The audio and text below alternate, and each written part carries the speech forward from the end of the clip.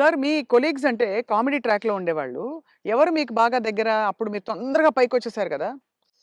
అందరూ బాగానే ఉన్నారండి. అందరితో బాగున్నాను. 'కోటగారి' తోనే కదా స్టార్ట్ అయింది హ్మ్. కాంబినేషను ఇది. తమిళ్‌లో 'సెంథిల్ గౌండమణి' అని ఉండేవాళ్ళు. హ్మ్. వాళ్ళ పెయిర్ అక్కడ బాగా ఫేమస్. హ్మ్. తర్వాత పెయిరు మాది తయారైంది 'కోట బాబుమోహన్.' హ్మ్. అన్నీ ఆ సినిమాలు 'మామగారు' అవును. అవును. అవన్నీ. అవును. అవును. అవన్నీ తమిళ్‌లో హిట్లయిన సినిమాలే.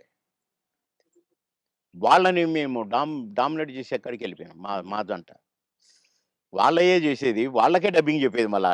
హ్మ్. అట్లా వాళ్ళకంటే బాగా చెప్తుండ్రనేది వచ్చింది మాకు. రైట్.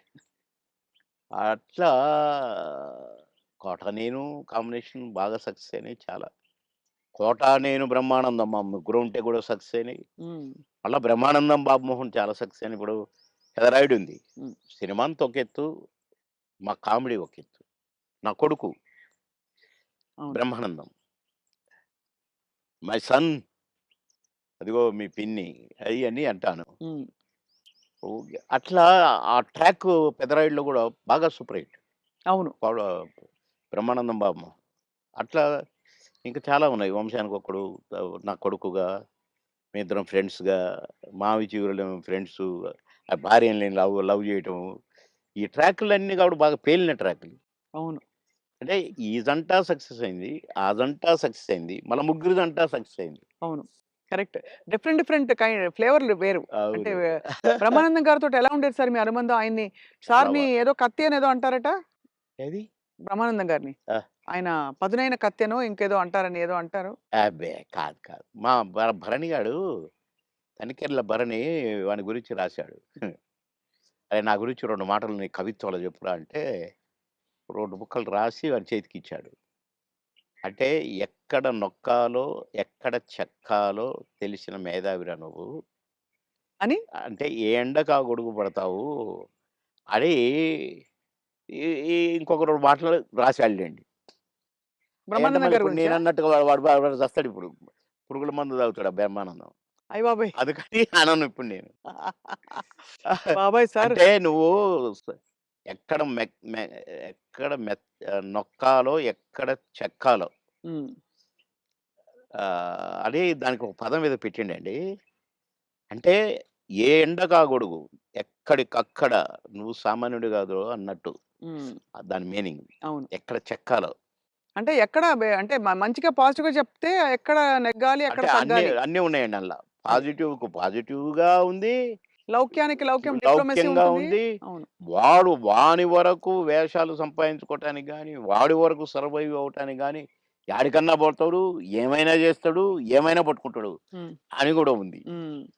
కానీ మీ ఇద్దరిది మంచి దోస్తీ కదా సార్! మీది అదే. బ్రహ్మానందం గారిది. ఇక బావ ఒరే అనుకుంటాం బావ బావ కాబట్టి అదే. నేనేమైనా అనొచ్చు వాడిని, వాడు నన్నేమైనా అనొచ్చు. అంతే గదా! అంతే అదే ఉండాలి కదా సార్ లైఫ్‌లో. వారు కోట యాక్చువల్లీ అవును. కరెక్టే మీరన్నది. కోటగారొచ్చారు పెద్ద మనిషి కాబట్టి అన్నయ్య. అన్నయ్య. చాలా పెద్దవారైపోయారు. నేనే అన్న అంటాను. హ్మ్. తమ్ముడంటాడనుకోండి. బ్రహ్మానందం అనడు అన్నయ్యని. "ఏంట్రా" అంటాడు. ఆహా! "ఏయ్! పెద్దోడిని రా అంటే బేస్ సాలే" అని నేననేది. హ్మ్. హ్మ్. అట్లా జాలీ జాలీగా సార్. బాగా. ఆ! మొన్న ఈ మధ్యనే ఫోను చేశాడు. "బావా" అన్నాడు. "ఏంటో బావా ఇంత ప్రేమ ఎటు నుంచొచ్చిందోయ్! ఆహా! ఏదో ఉంది చెప్పు." హ్మ్. ఇట్లా మాట్లాడుకొని ఓ ఒక అరగంట నవ్వుకున్నాం ఇద్దరం. హ్మ్. మా డ్రైవర్ పిచ్చోడైపోయి దేనికి గుద్దుతుందో అనుకున్నా. సార్ నేను బ్రహ్మానందం అభిమానిని అంటుండు. ఒరేయ్! పక్కకు ఆపురా నాయనా అని. అట్లా చాలా జోవియల్‌గా చాలా సరదాగా. మీ ఫీమేల్ కో స్టార్ సార్?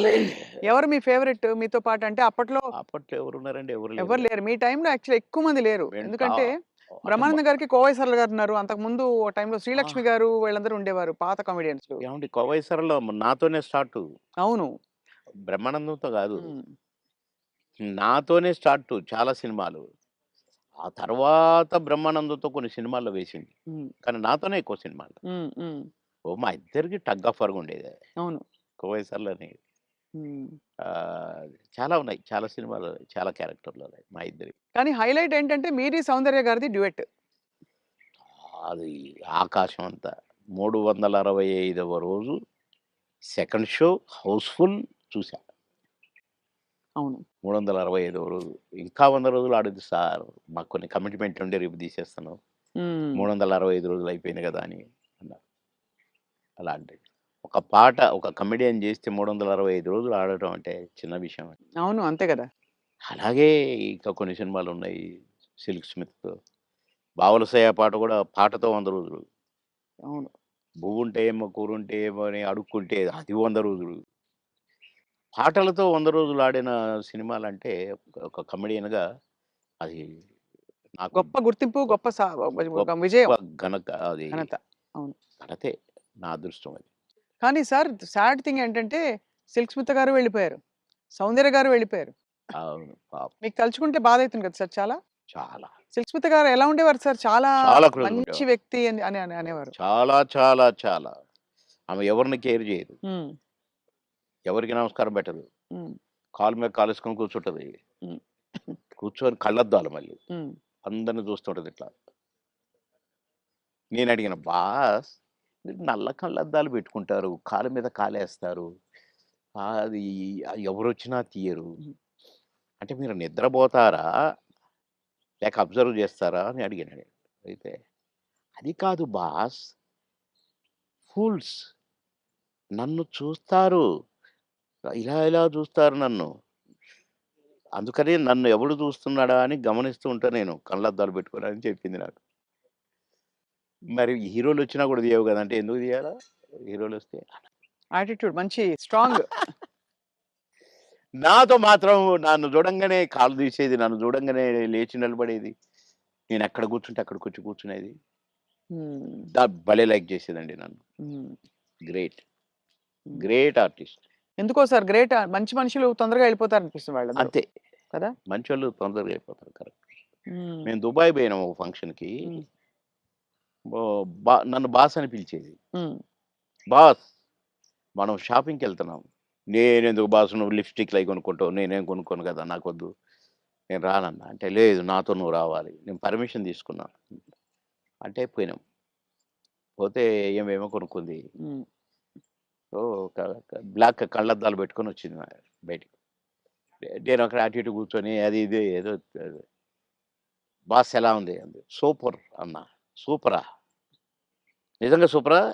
అయితే కొనేస్తున్నా. కొనేసేయి అన్నా. పోయింది. ఆ! కొనేసా అనుకుంటూ వచ్చింది. ఇది మీరు పెట్టుకోండి బాస్ ఒకసారి అన్నది. పెట్టింది నాకు. ఓహ్! సూపర్ అన్నది ఇట్లా పెట్టి. అదేంటి బాస్ నాకు సూపర్ కాదు మీకు సూపర్ నాగా అన్నా. హ్మ్. చాలా బాగుంది. నేను అందుకే కొన్నాను నీకోసం. అన్నదండి. ఆ కళ్ళద్దాలు చనిపోయేదాకా దాచిపెట్టుకున్నాను. మంచిది. చాలా మంచిది. ఆ! అబ్బో! గ్రేట్. కానీ చాలా కష్టాలు, వివాదాలు, ఇక ఇవి పరిస్థితులు. వచ్చినాయిలెండి. అయి కొంచెం కరెక్ట్‌గా ఉన్నోళ్ళకి వివాదాలుంటాయి. హ్మ్. ఏ ఎండకు ఆ గొడుగు పట్టేటోళ్ళకుండవు. అదే. వివాదాలు రావు. హ్మ్. ఎక్కడికక్కడే సమసిపోతాయి అవును. అని నా ఉద్దేశం. కష్టమే సార్ మీరన్నది. చాలా అది కానీ మొత్తానికే సార్ మీరు వచ్చి సక్సెస్ సాధించాక 10 సినిమాలు అనంగానే రెమ్యూనరేషన్ అమాంతం పెంచేసారా? లేదండి. మా పీరియడ్‌లో పెంచుడు గించుడు లేదండి అసలు. మా సినిమాకినిచ్చేవారా? కాల్ షీట్లు ఇచ్చేవారా సార్? ఆ రోజుల్లో సినిమాకే గదా! స స లేదండి. కాల్ షీట్సే హ్మ్. 5 రోజులు, 10 రోజులు, 15 రోజులు, 12 రోజులు అట్లా ఉండేది. ఇక కొన్ని మధ్యలో చిలక్కొట్టుడు క్యారెక్టర్‌లు కొన్ని ఉండేది. 1 డే, 2 డేసు అయ్యి డే పర్ డే ఇంతని మొదలైనయి. హ్మ్. మేము ఏనాడు నేను గాని, నా తోటి వాళ్ళు గాని ఇంత తీసుకుంటా, ఇంతిస్తేనే వస్తా అని మేమెప్పుడు అనలేదండి. హ్మ్. నా రేట్ ఇంత అని నేనెప్పుడు అనలేదండి. ఇప్పుడు హుహు. 'మాయలోడు' అంత పెద్ద హిట్ అయిన సాంగ్ అవును. ఆ మరుసటి సినిమాలోనే వితిన్ ఓ బో 'చిరంజీవి' గారు గూడా నన్ను పిలిచి "సినిమా సూపర్ హిట్ అట. నీ పాటతో హిట్ అట బాబు" అని తెలుసా అంటే, నాకు తెలీదన్నా" అన్నా. నేను ఆయన షూటింగ్‌లో ఉన్నారు హ్మ్. రిలీజ్ అయ్యాక. నేనసలు పెద్దగా నేనేదో అయిపోయానని నాకు ఫీలింగే లేదు. సత్యనారాయణ గారి పక్కన ఏదో పాట కామెడీ అప్పటికప్పుడే సాంగ్ క్రియేట్ అయిపోయింది నాకు. హ్మ్. పెడితే నేను మామూలుగానే పోయినా, చేసినా, వచ్చినా. అంతే తప్ప నేను పాటలకు నేనిప్పుడు సెపరేట్ ఇంత తీసుకున్నా నన్ను పెట్టమన్నారు నన్ను కొంతమందైతే. హ్మ్. నేను సినిమాకి ఏం తీసుకోండి మీరేమిస్తే అదే అనేదండి. ఆ రోజుల్లో ఆ వాల్యూస్ ఉండేవి గదా! వాల్యూస్ మన ఉండేవి. ప్రొడ్యూసర్స్‌గా గూడా ఆ గౌరవం ఇచ్చేవాళ్ళు. అక్కడ గౌరవమే ముఖ్యం తప్ప, డైరెక్టర్ల ముందు గాని, ప్రొడ్యూసర్ల ముందు గాని, మాకిచ్చే గౌరవమే మా పారితోషికం అనుకునేది. అంతే తప్ప ఏసేద్దాము, పెంచుదాము, లక్షలకు పెంచు అని మేమెప్పుడూ ఊహించలేదండి. అవును. ఏమిస్తే తీసుకునేది. కొందరు డబ్బింగ్ జెప్పి బయటకొచ్చినాక, "క్షమించాలి సార్ మీకు బ్యాలెన్స్ ఇవ్వలేకపోతున్నా" అంటే, ఓకే. ఓకే. తర్వాత చూద్దాం అనుకుంటే ఎళ్ళిపోయేది. అంతే. అడిగేది గాదు. ఆ! మాకిచ్చిన చెక్కులు బౌన్స్ అయినయి ఎన్ని, నుంచి విజయవాడ, గుంటూరు దాకా కట్టొచ్చు తోరణాలు. ఆహా! అన్ని చెక్కులు బౌన్స్ అయినాయి మాయి. మేమెప్పుడు మీ చెక్ బౌన్స్ అయిందనలే. ఒకతనైతే నిన్ననే డబ్బింగ్ జెప్పించాడు.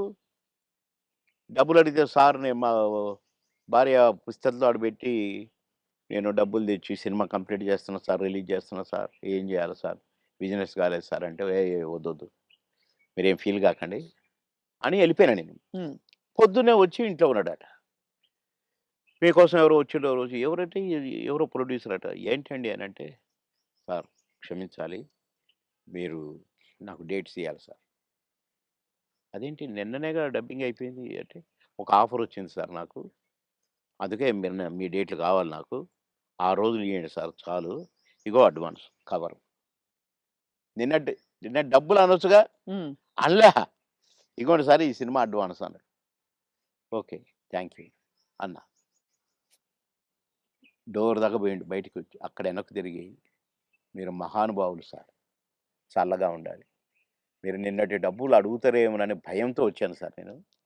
అడిగితే ఏదో ఒకటి చెప్పుదాం అనుకున్నా సార్. కానీ అసలు మీరు ఆ టాపికే ఎత్తలేదు.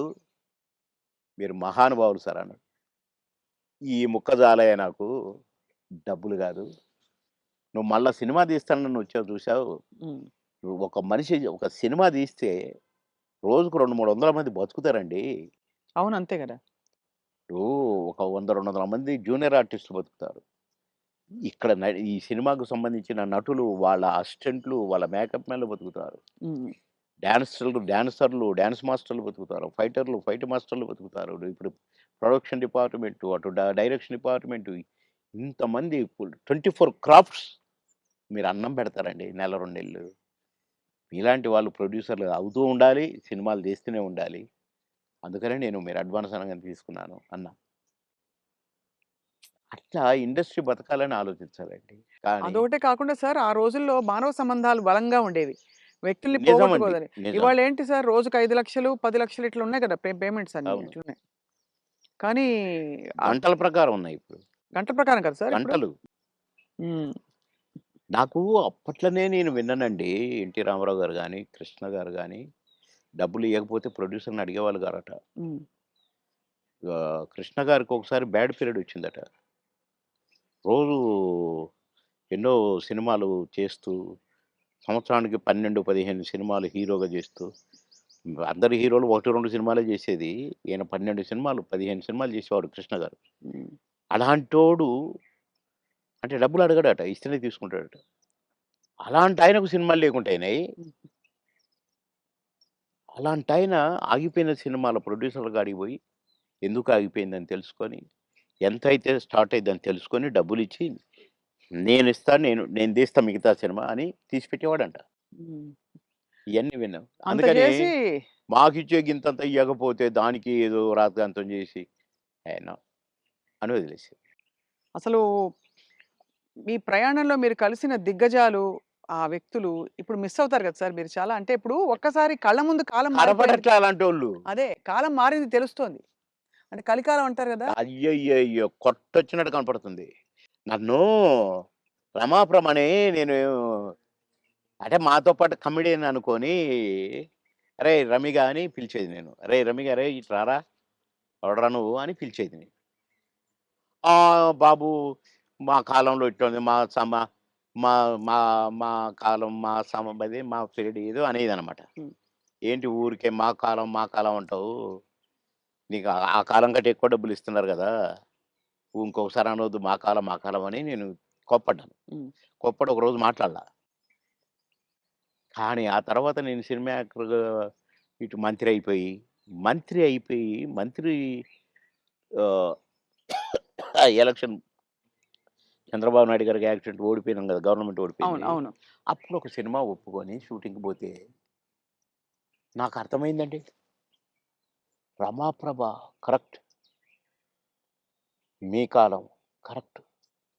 మా కాలం కరెక్ట్. ఈ కాలం ఏంటి ఇట్లుంది? హ్మ్. నాకు తేడా కనిపించేసిందండి. హ్మ్. షూటింగ్ దగ్గర ఎంత దరిద్రంగానంటే ఆర్టిస్ట్‌కి విలువ లేదు.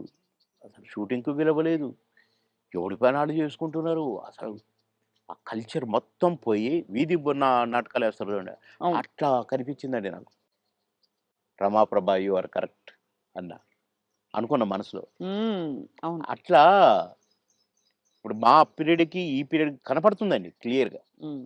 అవును. మా అసలు మా సినిమా నాకు నాకు ప్రామిస్ చెప్తున్నా, పొద్దున మీతో మాట్లాడిన తర్వాత ఒక్కసారి ఎందుకో అట బ్యాక్‌కి పోతే, కోడి రామకృష్ణ గారు షూటింగ్‌కొస్తే అదొక పిక్నిక్ స్పాట్‌లాగా కనపడేది. ఆయనొస్తుంటే ఆయనెమ్మటే అసిస్టెంట్లు, గిసిస్టెంట్లు నడుచుకుంటా అసలు ఎంత కళ, కళ, కళ. సరదాగుండేది. ఎంత కళగా ఉండేది.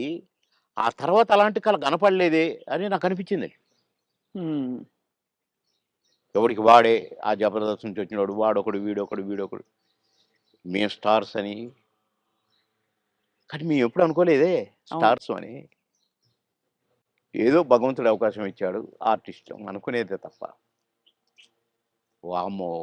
ఇప్పుడు ఓళ్ళను ఒక్కొక్కళ్ళు మెయింటెనెన్స్ అది కథ, వ్యవహారం. ఇప్పుడేముంది సార్ ఒక టీవీ షోలో కనిపిస్తేనే పెద్ద స్టార్‌లా ఫీల్ ఆ! అయిపోతున్నారు. ఒక 'బిగ్ బాస్'కొస్తే ఎక్కడో వెళ్ళిపోతున్నారు వాళ్ళు. అయిపోతున్నారు. తర్వాత వాళ్ళ ప్రొఫైలే మారిపోతుంది. ప్రొఫైల్ మారిపోతుంది. సరే నవ్వుల పాలవుతున్నారు. అవును. అసలు చూసారా ఆహ్, సార్ నువ్వు 'బిగ్ బాస్' ఎప్పుడైనా? అస్సలు చూడనండి. నేను అగైన్స్ట్ దానికి. హ్మ్. ఎందుకంటే కల్చర్‌కి అగైన్స్ట్ అని ఫీల్ అవుతా నేను. అవును. కరెక్ట్.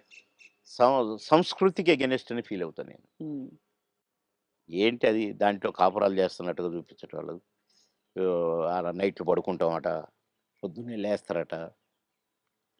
నాకెందుకో నచ్చలేదు. హ్మ్. అసహజంగా అనిపిస్తుంది. అసహ్యంగా. అవును.